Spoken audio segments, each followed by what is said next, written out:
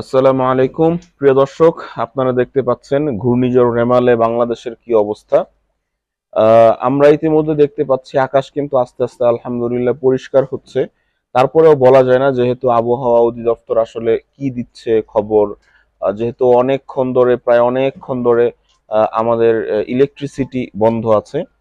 তো সেই কারণে আসলে আবহাওয়া অধিদপ্তর থেকে কি সংকেত দিচ্ছে সেটা কিন্তু আমরা আসলে জানতে পারছি না। আর তবে আমরা যতটুকু দেখতে পাচ্ছি যে আকাশ কিন্তু আলহামদুলিল্লাহ বেশ ভালোই পরিষ্কার হচ্ছে, এবং এটা আমাদের জন্য কিন্তু অত্যন্ত সুসংবাদ। আকাশ আকাশ যেহেতু পরিষ্কার হচ্ছে, তার মানে ইনশাল্লাহ আশা করা যায় অতি সত্বর আল্লাহ রব্বুল আলামিন আমাদের কিন্তু এই মহামারী বা এই মহাবিপদ বা এই মহাক্রোধ থেকে তিনি কিন্তু আমাদের রক্ষা দিবেন, রক্ষা করবেন, এই আশা ব্যক্ত করে এখানে